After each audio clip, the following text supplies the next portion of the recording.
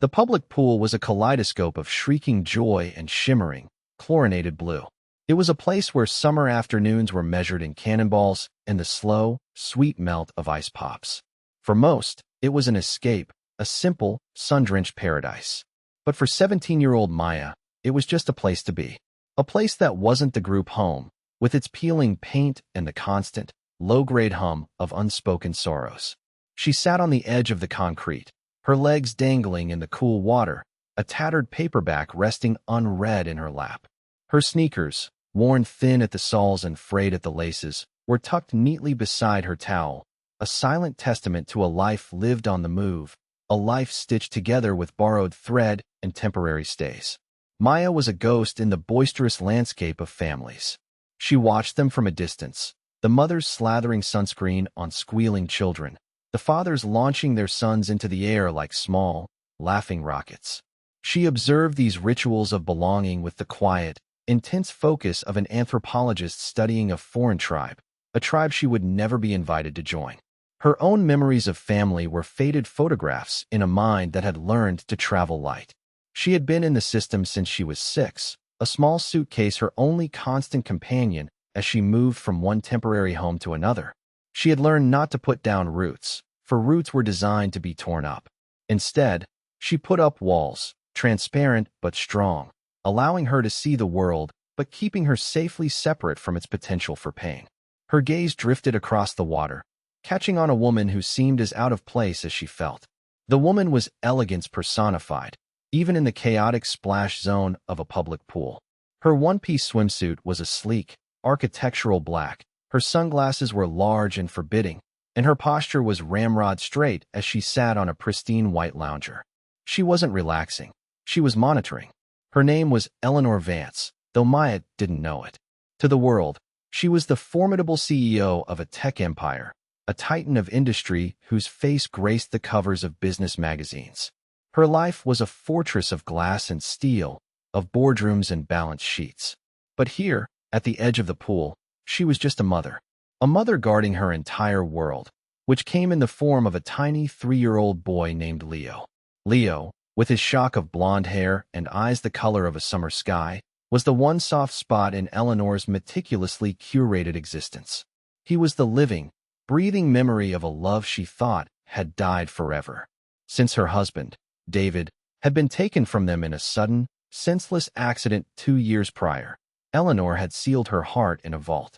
Grief had hollowed her out, leaving behind a cold, efficient shell of a woman who ran a billion-dollar company with ruthless precision but couldn't remember the last time she had truly laughed. Her love for Leo was fierce, protective, and tinged with a constant, gnawing fear. He was all she had left of David, the one piece of their shared life that hadn't turned to ash. So she watched him, her eyes tracking his every move as he splashed in the shallow end, a small, bright boat in the vast ocean of her anxiety. Her phone buzzed beside her, a persistent, demanding vibration. It was her COO. A crisis in the Asian markets. A deal on the verge of collapse. The world she commanded was calling, refusing to acknowledge the sanctity of a summer afternoon. With a sigh that was more exhaustion than annoyance, Eleanor answered. "Vance," she said, her voice dropping into its familiar, authoritative tone. Her focus shifted, just for a second, from the shimmering pool to the disembodied voice on the line, to the numbers and projections and consequences that were her daily bread. It was only for a moment, a heartbeat, but in the chaotic world of a 3-year-old, a moment is an eternity. Leo, chasing a bright red beach ball that had bobbed away, toddled further than he intended. He was a creature of pure impulse, his world a series of fascinating objects to be pursued. The ball drifted from the crowded, noisy shallow and toward the quiet, deeper water marked by a floating rope. He reached for it, his small legs churning. He didn't notice the gentle slope of the pool floor giving way beneath his feet. He didn't notice the water that was once at his waist now tickling his chin. He just saw the red ball, a perfect, floating sun. He took one more step, and the world disappeared. Maya saw it all. Her gaze, accustomed to scanning the periphery, to noticing the small details others missed, had snagged on the little boy's determined pursuit. She saw the moment his head slipped beneath the surface. There was no splash, no cry for help. It was silent, terrifyingly so. 1 second he was there, a bright spot of life, and the next he was gone, replaced by a circle of widening ripples. A cold dread shot through her, colder than the pool water. She didn't think. She didn't weigh the options or look around for a lifeguard. The instinct that had been honed by years of self-reliance, of having to be her own savior, kicked in. She was on her feet, her unread book tumbling to the concrete, and in the water before anyone else had even registered the small, silent crisis. The water was a shock, but her focus was absolute. She pushed through it, her movements swift and sure. She had learned to swim in a murky lake behind one of her first foster homes. It was a skill born of necessity and solitude, and now it was a lifeline. She reached the spot where she'd last seen him, her eyes scanning the distorted blue depths. She saw a flash of his blonde hair, a pale shape against the painted floor of the pool.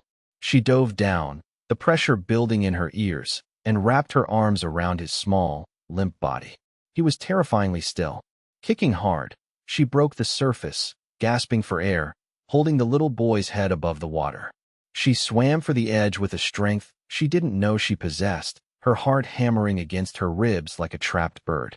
"Help!" she finally yelled, her voice raw. "Somebody help!" The words shattered the poolside tranquility. Heads turned. A lifeguard's whistle shrieked. And on her lounger, Eleanor Vance finally looked up from her phone, her conversation about market shares and quarterly reports dying on her lips. Her eyes scanned the pool, searching for the small, bright beacon of her son. She didn't see him. A primal scream built in her throat as she saw the commotion, the small crowd gathering at the edge of the deep end. She saw a teenage girl, her face pale with determination, lifting a small, motionless child out of the water. She saw the blonde hair, the little blue swim trunks. It was Leo. The world tilted on its axis, and for the first time in 2 years, the fortress Eleanor had built around her heart crumbled into dust. Eleanor moved as if in a dream, or rather, a nightmare. Her legs felt like lead, her breath caught in her throat. The distance from her lounger to the edge of the pool stretched into an impossible, terrifying expanse. The sounds of the world faded into a dull roar, a rushing in her ears that drowned out the panicked shouts and the shrill blast of the lifeguard's whistle. All she could see was her son, her Leo, lying so terribly still on the hot concrete, and the girl, this stranger, kneeling over him. Maya laid Leo gently on his side, water trickling from his mouth. She remembered the faded poster in the community center, the CPR and first aid class she'd taken one summer because it was free and it was something to do. Her hands, usually so hesitant, moved with a strange, borrowed confidence. She checked his airway, tilted his head back. She was about to begin compressions when Leo coughed. It was a choked, sputtering sound, the most beautiful sound Maya had ever heard. Water gushed from his mouth, and he began to cry, a thin, ragged wail that cut through the surrounding chaos and pierced Eleanor's heart like a shard of glass. Relief, so potent and overwhelming it felt like a physical blow, buckled Eleanor's knees. She collapsed beside him, her hands hovering, afraid to touch him, as if he might break. "Leo," she whispered, her voice a stranger to her own ears. "Oh God, Leo." She scooped him into her arms, holding him tight against her chest, feeling the shudder of his sobs, the miraculous warmth of his skin. She buried her face in his wet hair, inhaling the scent of chlorine and life, and for a moment, the world consisted only of the two of them. The lifeguard and paramedics arrived in a flurry of professional efficiency, asking questions, checking Leo's vitals, wrapping him in a silver thermal blanket that crinkled with every movement. Through it all, Eleanor's grip on her son never loosened. It was only when they were loading Leo into the ambulance for a precautionary checkup that Eleanor's gaze finally, truly, fell upon the girl who had pulled him from the water. Maya had backed away from the whirlwind of activity, melting back into the periphery where she was most comfortable. She stood shivering, not from the cold, but from the adrenaline crash that left her limbs feeling weak and disconnected. Water dripped from the ends of her dark hair and the hem of her worn-out shorts. She looked young, impossibly young, and utterly alone. For a long, silent moment, the tech CEO and the foster girl looked at each other across a chasm of experience, wealth, and circumstance. Eleanor saw a quiet courage in the girl's dark eyes, a steadiness that was unnerving.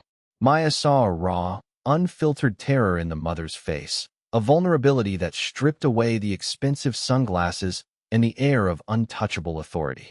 The mask was gone. This was not a CEO.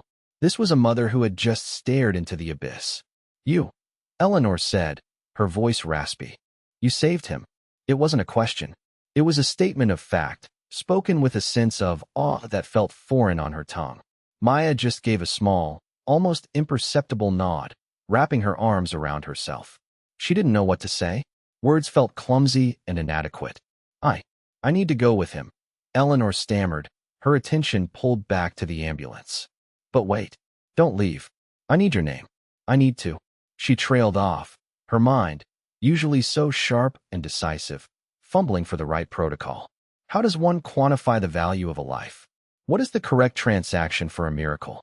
She reached into her designer bag, her movements jerky, and pulled out a checkbook and a pen. It was an instinct, the way she solved every problem, with resources, with money. She started to write, her hands shaking. "What is your name? I will make this out to you. Whatever you want. Just name it." She looked up, holding the pen poised over the blank check, a gesture that had silenced board members and sealed $100 million deals. But Maya simply shook her head. Her expression wasn't one of offense, but of a quiet, profound dignity that Eleanor found utterly disarming.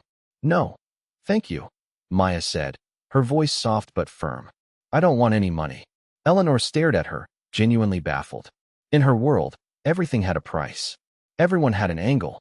The refusal was so unexpected, it was like a glitch in the code of her reality. "But, you saved my son's life," Eleanor insisted, as if explaining a simple equation. "I have to do something." "I'm glad he's okay," Maya said, and the simple sincerity in her words was more powerful than any negotiation tactic Eleanor had ever encountered. "That's all." A paramedic called Eleanor's name, gesturing for her to get into the ambulance. The moment was breaking. "Wait," Eleanor said, a note of desperation in her voice. "Please, just tell me your name." "It's Maya," she said softly. Before Eleanor could ask for more, Maya turned and walked away, retrieving her worn sneakers and her damp towel. She slipped them on and walked toward the exit, a solitary figure disappearing back into the anonymity from which she had emerged, leaving Eleanor Vance standing by the ambulance, a blank check in her hand, and a maelstrom of new, unidentifiable emotions swirling in her chest. For the first time in a very long time, she had encountered a problem that money could not solve, a person it could not influence. And it was, in a word, shocking. The hospital was a sterile, white world that smelled of antiseptic and anxiety. Eleanor sat beside Leo's bed, watching the rhythmic rise and fall of his small chest as he slept, his face peaceful against the crisp pillowcase. The doctors had assured her he was perfectly fine, that the water he'd ingested was minimal and there were no signs of secondary drowning. He was just exhausted. But Eleanor couldn't relax. The image of his small body slipping beneath the water was burned onto the inside of her eyelids. Every time she closed her eyes, she was back at the pool, the silent horror replaying in an endless, torturous loop. The fear was a physical thing, a cold weight in her stomach. It was a stark reminder of her fragility, of how quickly everything she valued could be extinguished. Her empire, her wealth, her reputation, none of it mattered in that moment. All that had mattered was the beating of her son's heart. And the girl, Maya. The name echoed in the quiet of the hospital room. Eleanor replayed their brief, charged encounter. The girl's quiet refusal of her money was a puzzle her analytical mind couldn't solve. It defied logic. It defied the patterns of human behavior she had come to expect. People wanted things. They wanted money, power, connections. Eleanor had built her life on understanding and leveraging those desires. But Maya had wanted nothing. Or rather, she had wanted only for Leo to be okay. The purity of that sentiment was so alien to Eleanor's transactional world that it left her feeling profoundly unsettled. She took out her phone, her thumb hovering over the icon for her head of security, a man who could find anyone, anywhere, with just a few keystrokes. It felt like an invasion of privacy, a misuse of her power. But the need to understand, the need to somehow close this emotional circuit, was overwhelming. "Find her," she said, when her security chief answered. "Her name is Maya. 17 years old, I think. She was at the Crestwood Public Pool today around 2 p.m. Find out everything you can. The request was followed by a brief, efficient silence. Then, consider it done, Ms. Vance. Eleanor hung up, a pang of guilt mixing with her resolve. Back in the group home, Maya was curled up on her narrow bed, staring at a crack in the ceiling that looked like a jagged river. The adrenaline had long since faded, leaving behind a deep, bone-weary exhaustion and the familiar ache of loneliness. The home was noisy, filled with the sounds of other people's lives, but she felt utterly isolated. She couldn't shake the feeling of the little boy's weight in her arms, the terrifying stillness followed by that first, life-affirming cough. She thought of his mother, the woman with the fortress in her eyes that had crumbled to reveal a terrified heart. She thought of the checkbook, the offer of money. It hadn't angered her. It had just made her sad. It felt like the woman was trying to put a price tag on a human connection, to file it away as a transaction completed, a debt paid. And Maya's life was already full of transactions, of placements and case files and per diem payments. She didn't want this one beautiful, terrifying moment to become just another line item in someone's ledger. The next day, a sleek black car, the kind that usually only appeared in movies, pulled up in front of the group home. It caused a stir among the other residents, who peered out the windows with a mixture of curiosity and suspicion. A man in a crisp suit got out and spoke to Mrs. Gable, the perpetually overwhelmed house manager. A few minutes later, Mrs. Gable knocked on Maya's door. "Maya, there's someone here to see you," she said, her voice laced with a rare note of bewilderment. "A Ms. Vance."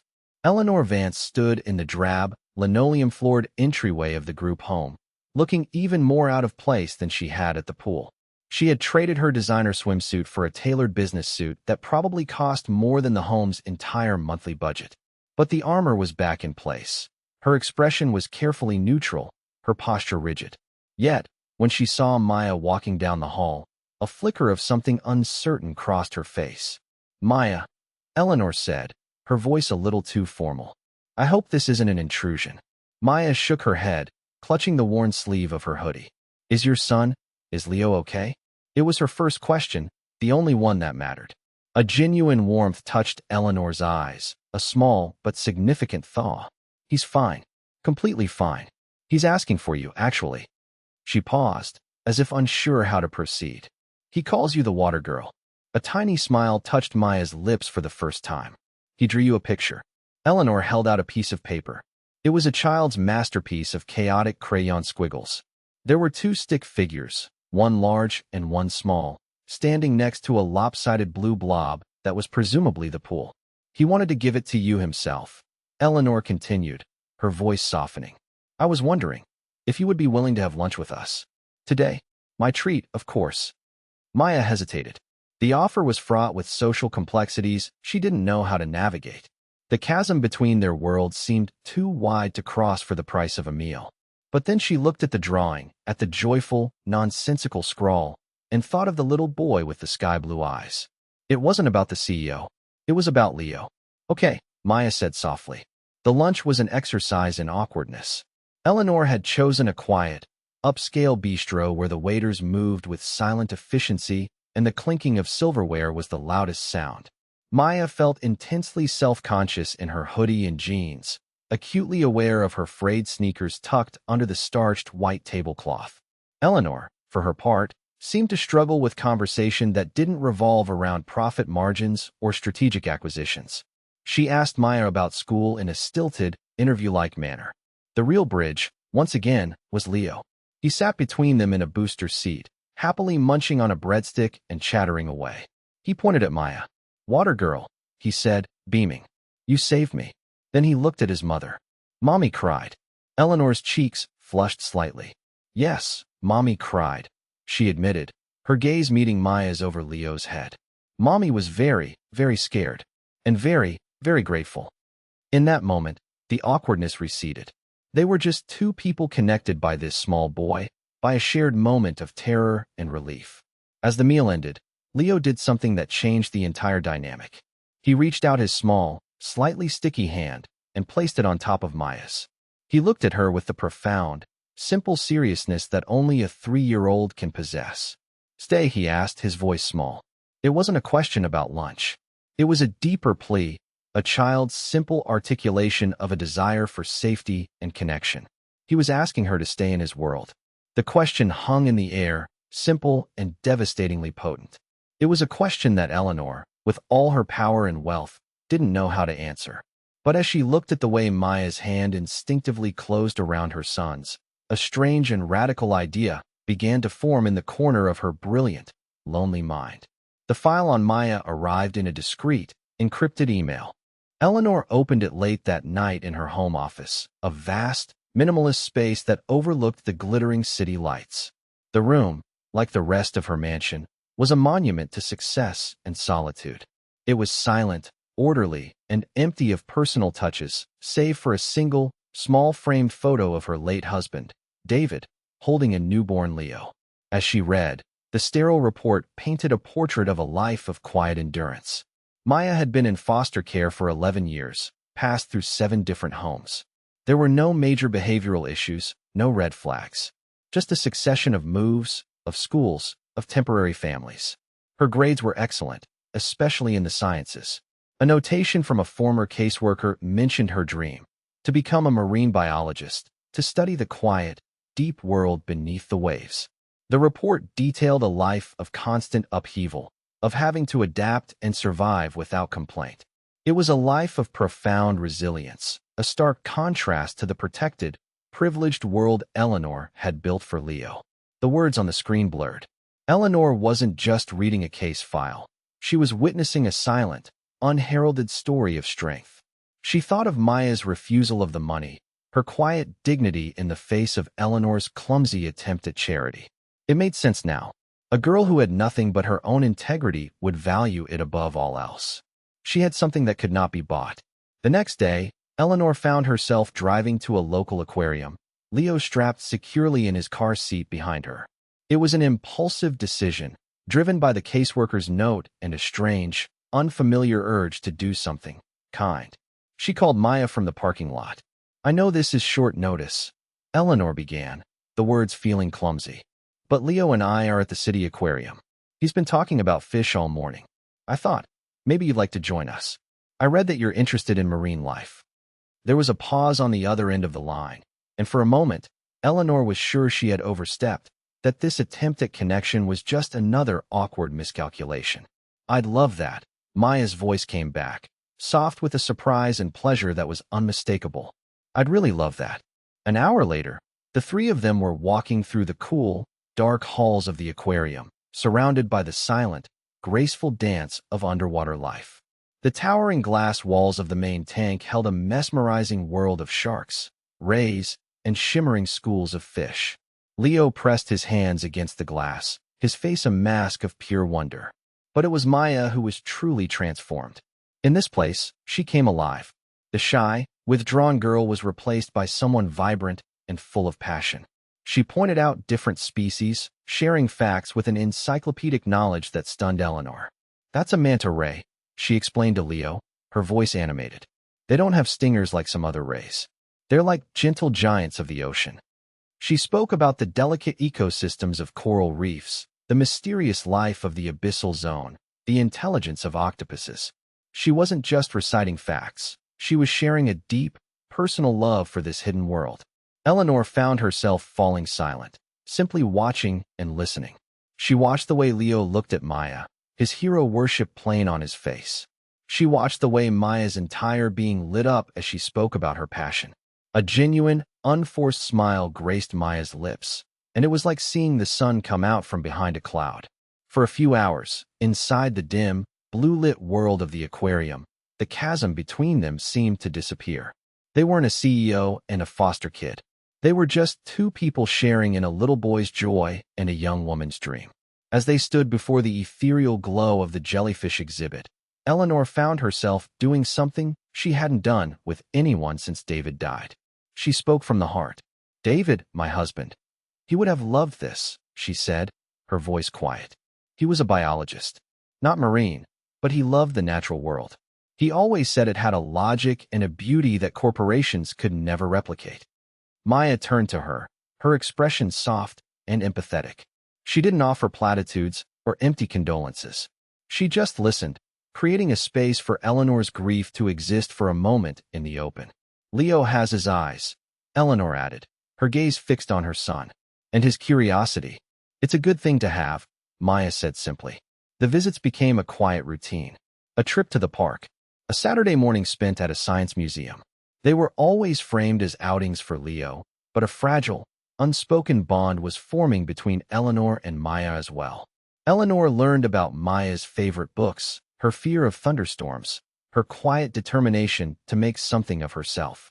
Maya, in turn, began to see past the intimidating CEO facade to the lonely woman beneath, a woman who was trying, in her own awkward way, to learn how to be a family again.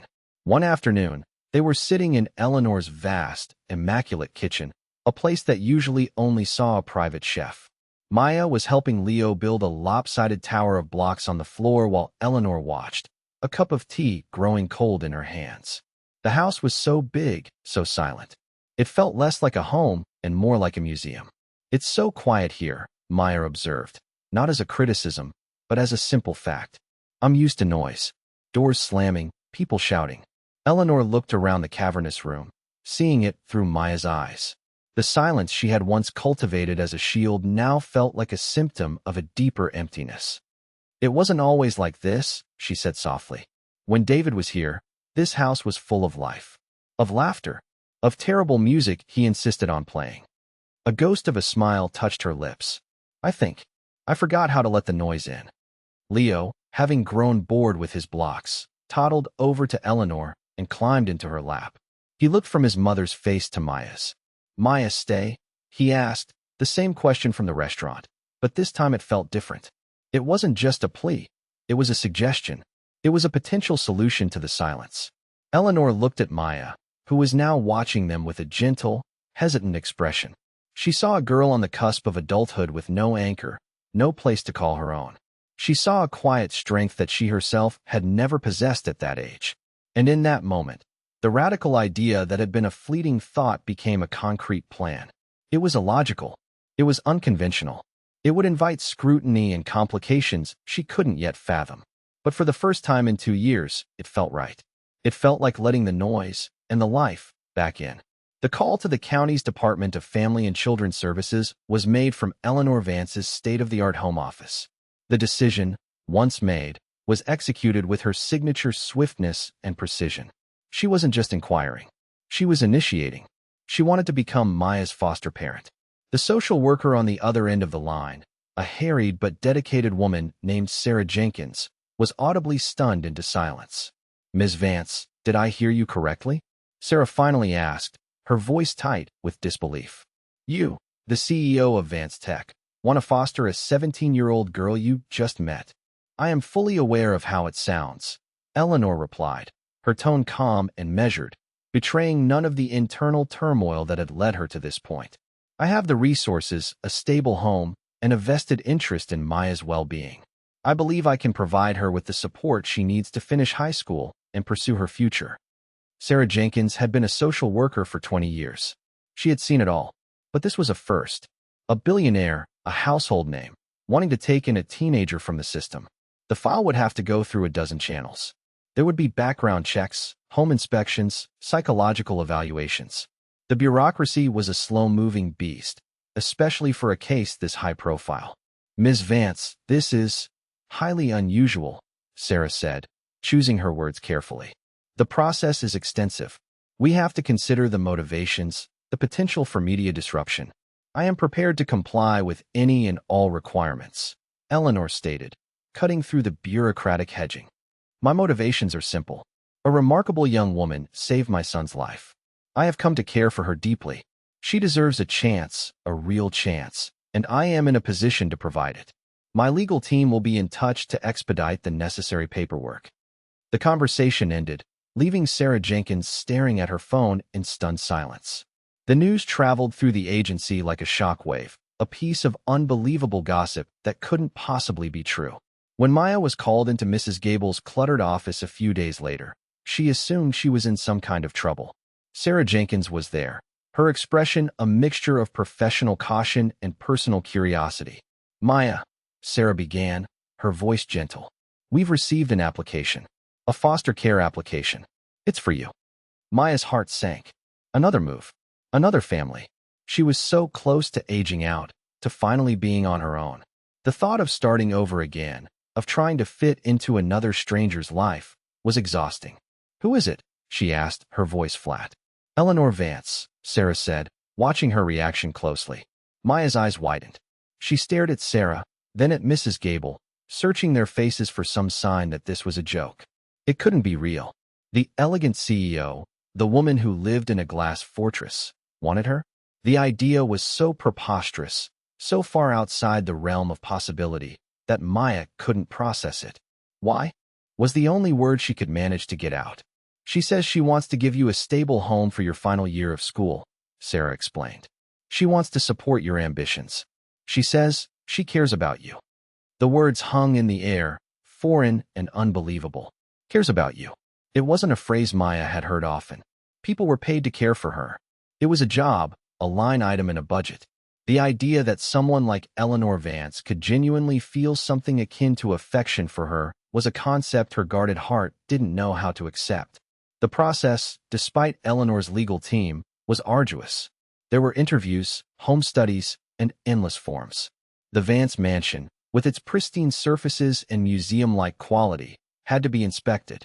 A child psychologist interviewed Eleanor, trying to probe the depths of her motivations. Was this an act of guilt? A grand, charitable gesture to assuage the trauma of the pool incident? But Eleanor was resolute. Her answers were honest and direct. My son is alive because of her, she told the psychologist. But this is no longer about repaying a debt. I've spent time with Maya. She is intelligent, resilient, and kind. She has been dealt a difficult hand, and she has played it with a grace I can only admire. My life has been empty, quiet. She and my son, they bring life back into it. Perhaps, in a way, we need her as much as she needs us. The news, inevitably, leaked. At first, it was a whisper on a gossip blog. Tech Titan's bizarre new charity project. Then, the mainstream media caught the scent. The story was irresistible. A billionaire CEO, a widowed single mother, taking in the troubled foster teen who saved her son. It was a modern-day fairy tale, or a cynical PR stunt, depending on the angle. Cameras began appearing outside the group home, outside the gates of Eleanor's estate. Reporters shouted questions at Eleanor as she walked from her car to her office building. Ms. Vance, is it true you're adopting your son's rescuer? Is this a publicity stunt to improve your company's image? The community was abuzz with speculation. At the country club, whispers circulated over cocktails. Can you imagine? That girl in Eleanor's house. She'll probably rob her blind. In online forums, anonymous commenters offered their hot takes. Classic rich people guilt. She'll get bored of her new pet project in a month. The shock that the title promised was beginning to ripple outwards, but not in the way one might expect. The initial reaction wasn't admiration. It was suspicion. It was cynicism. The world was so accustomed to transactional relationships, to people acting out of self-interest, that an act of genuine, radical kindness was immediately viewed through a lens of distrust. For Maya, the scrutiny was terrifying. Her face was suddenly splashed across tabloid websites. She was no longer an anonymous girl. She was a character in a story, a troubled teen saved by a benevolent billionaire. She felt like an insect under a magnifying glass. The other kids at the group home treated her differently, with a mixture of awe and resentment. She was crossing a line, leaving their world for one they could only imagine. The night before she was scheduled to move into Eleanor's home, Maya lay awake, her stomach in knots. Was she making a huge mistake? She was trading the familiar misery of the system for an unknown world where she would be a constant spectacle, a living, breathing symbol of someone else's generosity. She was terrified of failing, of not being good enough, of proving all the cynics right. But then she thought of Leo's laughing face and the quiet, sad strength in Eleanor's eyes. She thought of the aquarium and the feeling of her passion being seen and valued. It was a risk. It was a terrifying, enormous risk. But for the first time in her life, it felt like a risk worth taking. The next day, she packed her few belongings into a single, worn duffel bag and walked out of the group home for the last time, stepping into the waiting black car and a future she could not begin to imagine.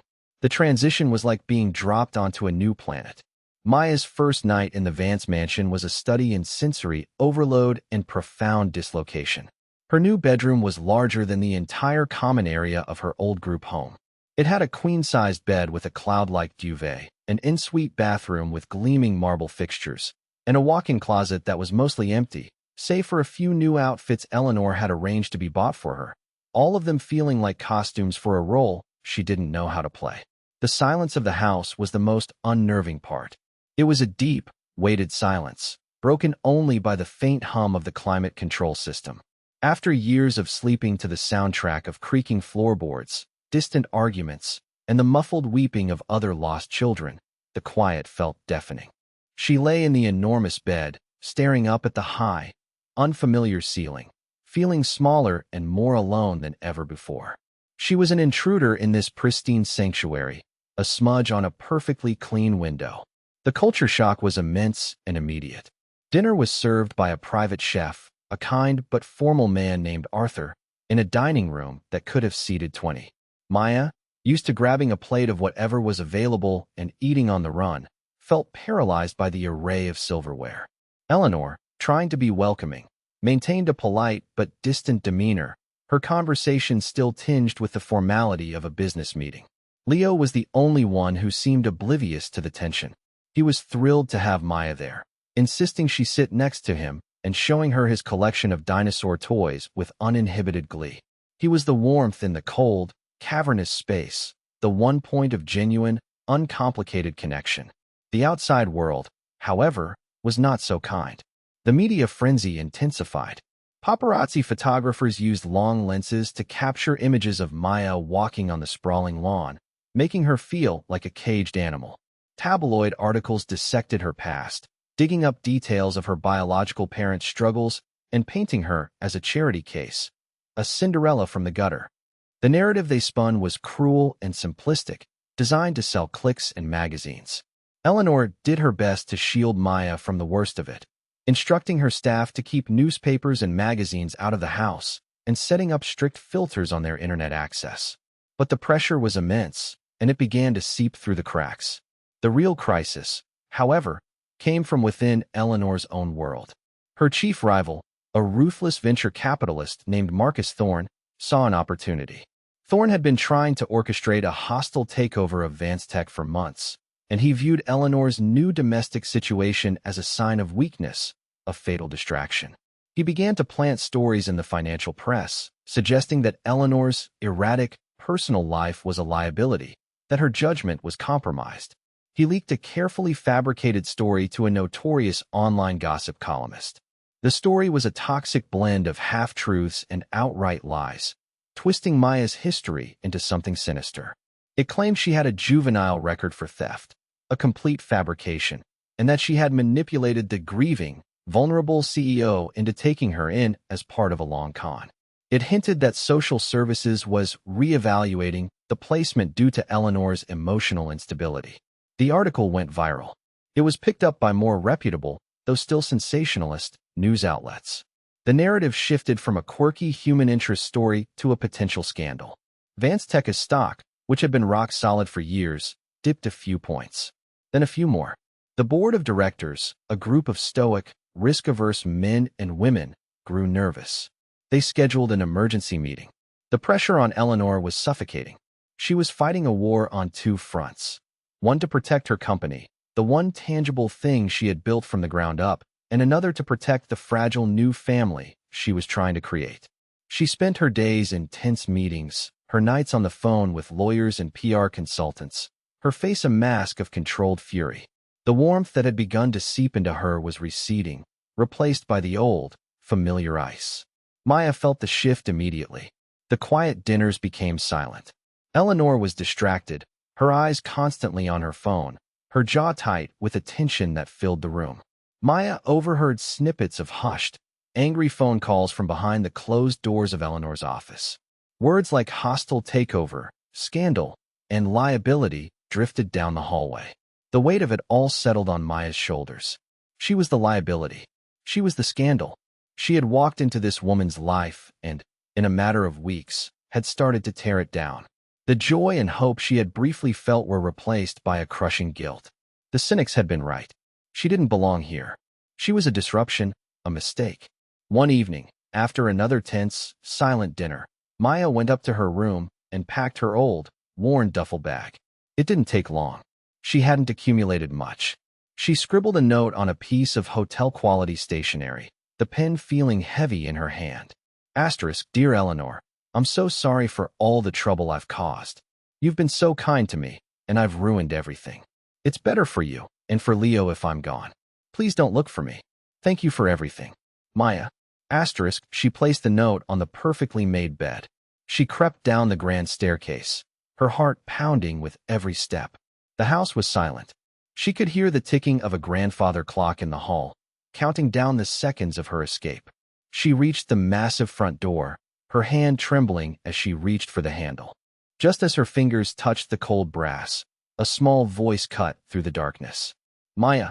She froze, turning to see Leo standing at the top of the stairs, clutching a stuffed bear, his face etched with confusion and sleep. Where are you going? He asked, his voice wobbly. The sight of him, so small and innocent in the vast, dark foyer, shattered her resolve. All the reasons for leaving, which had seemed so logical and necessary just moments before, dissolved in the face of his simple question. At that moment, the door to Eleanor's office opened. Eleanor stood there, looking haggard and exhausted. She saw Maya at the door, the duffel bag at her feet. She saw the note in her own mind before she'd even read it. She saw the look of despair on Maya's face and the fear in her own son's eyes. The carefully constructed walls of her composure finally, irrevocably, broke. Her shoulders slumped, not in defeat, but in surrender. The fight for her company, the battle against the media, it all faded into the background. The only thing that mattered was right here, in this hallway. The two people who had, against all odds, begun to heal her heart. One was about to leave, and the other was terrified of being left again. Eleanor looked at the scene before her. Maya, poised for flight, her face a mask of guilt and sorrow. Leo, a small, lonely sentinel at the top of the stairs, his world threatening to fracture once again. In that instant, the CEO vanished. The corporate warrior, the titan of industry, dissolved, leaving only a woman, a mother, who was terrified of more loss. The stock price, the board members, Marcus Thorne's venomous campaign, it all became distant noise. The signal, the only thing that mattered, was the silent, desperate plea in the eyes of the two children in her care. Don't, Eleanor said, her voice cracking with an emotion she hadn't let herself feel in years. It wasn't a command, it was a plea. She walked slowly towards Maya, her high heels making soft, mournful clicks on the marble floor. She stopped a few feet away, creating a space of fragile truce in the grand foyer. Please, don't go. I'm ruining your life, Maya whispered, tears finally tracing paths down her cheeks. The news, your company. It's all my fault. I'm the liability they're all talking about. Eleanor shook her head, a deep, weary sadness in her eyes. You are not a liability, Maya. You are the furthest thing from it. She took a deep breath, the kind one takes before diving into deep water. My life, my real life, was already ruined. It was a ruin I kept polished and clean, but it was a ruin nonetheless. It's been a ruin since David died. I just sealed off the wreckage and pretended it was a fortress. Leo, sensing the shift in the emotional atmosphere, slowly made his way down the stairs, his bare feet silent on the plush runner. He went not to his mother, but to Maya, and wrapped his small arms around her legs, holding on tight. Maya, stay, he murmured into her jeans, his voice thick with sleep and fear. The simple, physical act of comfort from the little boy was Maya's undoing. A sob escaped her, a sound of pure, unadulterated pain. Eleanor's heart ached. She had seen this girl face down terror at the side of a pool with unnerving calm, but it was a child's hug that finally broke her. The board has called a press conference for tomorrow morning, Eleanor said, her voice regaining a sliver of its old strength, but infused with a new, raw purpose. They expect me to mitigate the damage, to distance myself from the scandal, to cut my losses. She looked directly into Maya's eyes, and for the first time, Maya saw not a benefactor or a CEO, but an ally, a partner. They have fundamentally misunderstood what my losses would be. The next morning, the conference room at Tech headquarters was buzzing like a disturbed hive. Reporters, financial analysts, and television crews filled every seat, their cameras aimed at the empty podium. The air was thick with anticipation. The consensus was clear. Eleanor Vance, the shrewd businesswoman, would perform a calculated act of damage control. She would announce a generous trust fund for the foster girl, wish her well, and sever the formal ties, thus reassuring the market that her focus was back on the bottom line. It was the logical, strategic move. When Eleanor walked onto the stage, she looked different. She wasn't wearing her usual power suit, her armor of choice. Instead, she wore a simple, soft gray dress. Her face was devoid of its usual severe makeup, and her eyes, though tired, were clear and direct. She walked to the podium, but she didn't stand behind it. She stood to the side, vulnerable and exposed.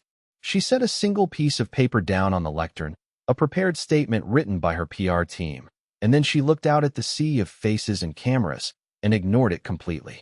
"Good morning," she began, her voice quiet but carrying through the silent room. "I'm sure you are all expecting a statement regarding my company's stock performance and recent speculation about my personal life. My communications team has prepared a very thorough and strategic one for me." She gestured to the paper on the podium. "It's very well written. It's designed to reassure investors and protect our brand." She paused, letting the silence stretch. "But I'm not going to read it." A murmur went through the crowd. This was not part of the script. "Because my life is not a brand, and a family is not a liability." She took a breath, her gaze sweeping across the room.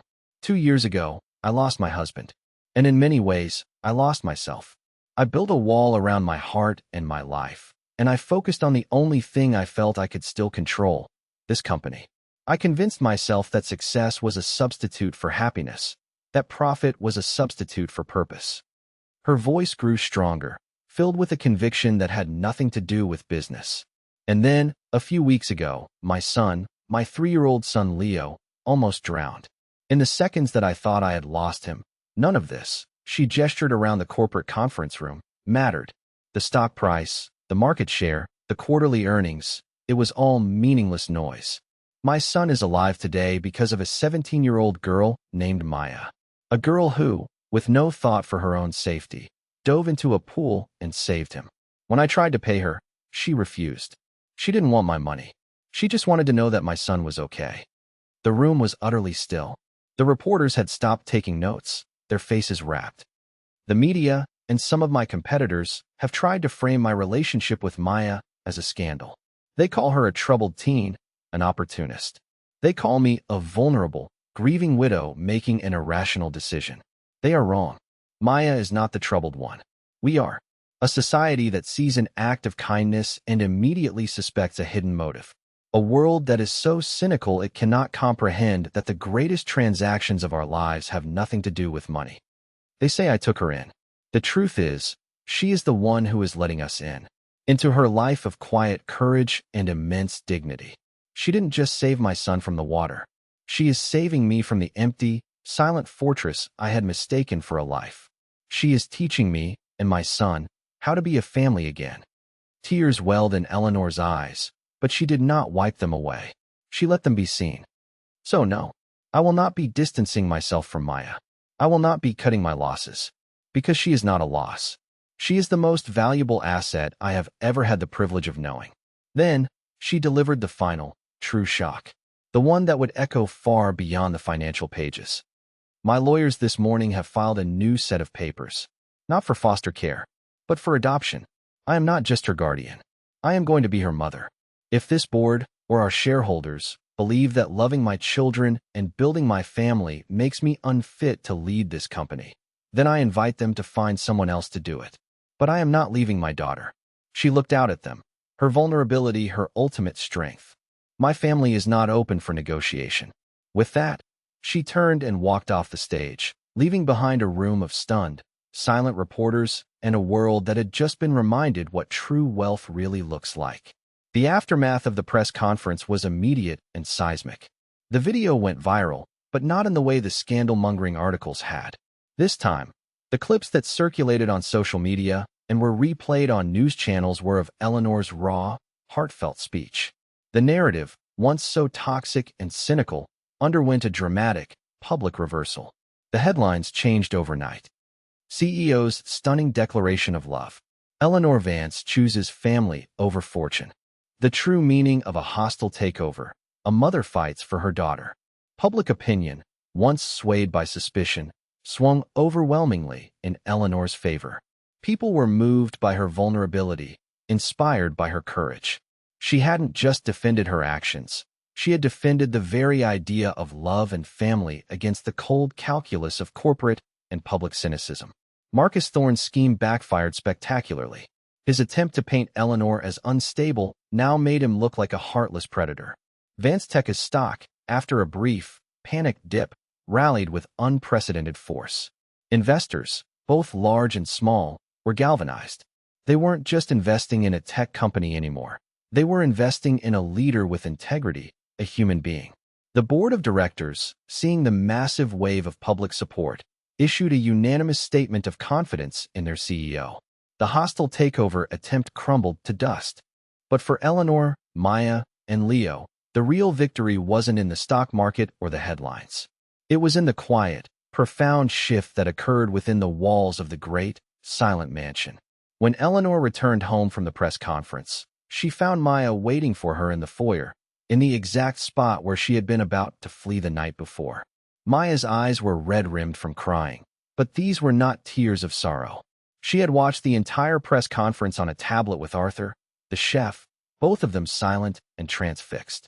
She held up the tablet, the image frozen on Eleanor's determined, tear-streaked face. "You called me, your daughter," Maya whispered, the words full of a fragile, hopeful wonder. Eleanor closed the distance between them and, for the first time, wrapped her arms around Maya in a hug that was fierce and protective and utterly maternal.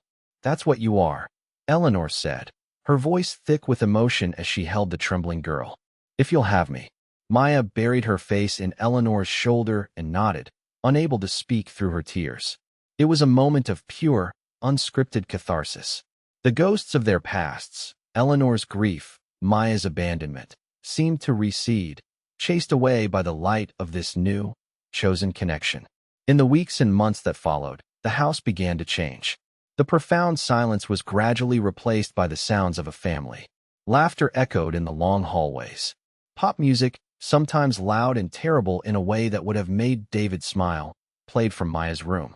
The scent of buttery popcorn filled the air during movie nights, where the three of them would pile onto a massive sofa in the media room. Leo nestled securely between his mother and his new sister. The formal dining room was abandoned in favor of casual meals in the kitchen, with Arthur teaching Maya how to cook and Leo making a glorious mess with his spaghetti. Eleanor started leaving work at 5 o'clock. The late-night calls and weekend work sessions became a thing of the past. She discovered the joy of helping with homework, of attending a parent-teacher conference for a daughter who was at the top of her class, of simply being present. She taught Maya how to drive in the sprawling driveway, an exercise in patience and shared laughter. Maya, in turn, taught Eleanor how to relax, how to find joy in small, unplanned moments. Maya blossomed. With the security of a stable home and the unwavering support of a mother who believed in her, the shy, guarded girl began to unfurl like a flower. She excelled in her new school, her passion for science now nurtured and encouraged. Eleanor helped her set up a large saltwater aquarium in her room, a miniature ocean teeming with life that she tended to with meticulous care. She made friends, real friends, for the first time in her life. She was no longer a ghost in the hallways. She was a vibrant, essential part of a family. One afternoon, Eleanor came home to find a piece of paper left on her desk. It was a drawing from Leo. It was a picture of three stick figures, holding hands under a bright yellow sun. One was tall with sleek black hair, labeled Mommy. One was smaller, with a tangle of brown hair, labeled Maya Sisser. And the smallest one, in the middle, was labeled Me. Below the drawing, in Maya's neat, careful handwriting, was a single sentence. "A home is not a place. It's a people." Eleanor picked up the drawing, her fingers tracing the crayon lines. She looked over at the framed photo of David and Leo, the one constant in her office. She felt a pang of the old sadness, but it was different now. It was no longer a hollow ache, but a sweet, gentle memory. She knew David would have loved Maya. He would have loved the noise, the laughter, the beautiful, chaotic life that was finally filling their home again. The fortress had become a home. The ruin had been rebuilt, not as it was before, but as something new, something stronger, something held together by the unbreakable bonds of a found family. The years that followed were filled with the quiet, beautiful rhythm of ordinary life, which for them was the most extraordinary gift of all. The adoption was finalized, and Maya officially became Maya Vance. The name felt both strange and perfectly right, a symbol of a belonging she had never dared to dream of. The media attention eventually faded, replaced by other stories, other scandals. The Vances became, for the most part, just another family, albeit a rather wealthy one. They found their privacy and guarded it, not with walls and gates, but with the strength of their bond. Maya graduated from high school as valedictorian, her speech a moving tribute to the mother and brother who had taught her the meaning of home. Eleanor and Leo sat in the front row, Leo squirming in his seat, but beaming with pride. Eleanor's face a portrait of maternal love, her tears falling freely and without shame. True to her dream, Maya was accepted into a prestigious university's marine biology program. The day Eleanor and Leo helped her move into her dorm room was bittersweet. The room was small and cinder-blocked, a stark contrast to her luxurious bedroom at home, but it was filled with possibility. As they said their goodbyes, Eleanor hugged her tightly. "I'm so proud of you," she whispered. "Call every day, and don't forget to eat." It was the mundane, beautiful litany of every parent sending a child off into the world. Maya just laughed, her eyes shining. "I love you, Mom," she said, the word now as natural as breathing. A few years later, we see them at the university's annual science symposium. Maya, now a confident young woman in a lab coat, stands beside a complex display detailing her research on coral reef regeneration. She speaks with passion and authority to a crowd of professors and fellow students. In the audience, Eleanor and a now 7-year-old Leo watch with rapt attention. Leo, no longer a toddler, holds up a hand-drawn sign that says, "Go Maya, #1 sister." Eleanor isn't checking her phone. She isn't thinking about stock prices or board meetings. Her entire focus is on her daughter, her heart swelling with a pride so immense it feels tangible. After the presentation, as Maya is being congratulated by her professors, one of them, a distinguished older woman, turns to Eleanor. "Your daughter is brilliant," the professor says. "Truly one of the most promising students I've ever had. You must be incredibly proud." Eleanor simply smiles, a genuine, radiant smile that reaches her eyes. "I am," she says. "She is the best investment I ever made." The final scene is not one of grand gestures or public declarations, but one of simple, domestic peace. It's a sunny Saturday afternoon. The three of them are in the backyard of the mansion, which is no longer a pristine, manicured lawn but a space that shows signs of life. There's a swing set in one corner and a half-finished game of croquet on the grass. Leo is trying to teach Eleanor how to throw a frisbee, his instructions serious and technical.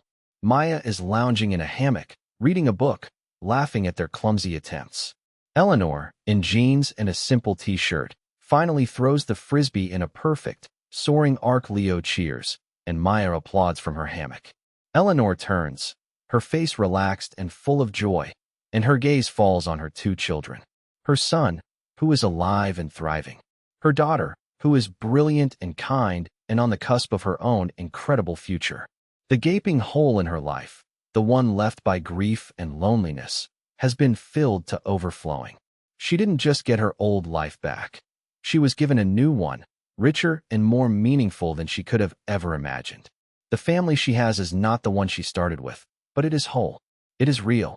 It is a testament to the fact that the most beautiful things in life are not planned, but found.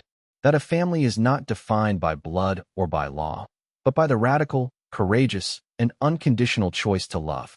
The sun casts a warm, golden light over the scene, a picture of perfect, hard-won happiness. The story of Eleanor, Maya, and Leo isn't just about a dramatic rescue or a surprising act of generosity. It's a powerful reminder that our lives can be transformed in an instant not by what we gain, but by what we are willing to give. It shows us that beneath the surface of titles, wealth, or circumstance, we are all connected by the same fundamental needs: to love, to be loved, and to belong. Maya, a girl who had every reason to build walls around her heart, chose to open it, saving a life and, in turn, creating a future for herself. Eleanor, a woman who had sealed herself away in a fortress of grief and success, discovered that true strength lies not in being unbreakable, but in having the courage to be vulnerable. Their journey teaches us that family is not always the one we are born into, but the one we build. It's a choice we make every day, in small moments of kindness, in acts of radical empathy, and in the brave decision to let someone new into our lives. This story reminds us that the greatest treasures we can ever accumulate are not found in bank accounts or boardrooms, but in the hearts of those we call our own. If this story touched your heart and reminded you of the power of love and found family, please take a moment to like this video and share it with someone who might need a little inspiration today. And don't forget to subscribe to our channel for more heartwarming and uplifting stories that celebrate the very best of the human spirit. Thank you for watching.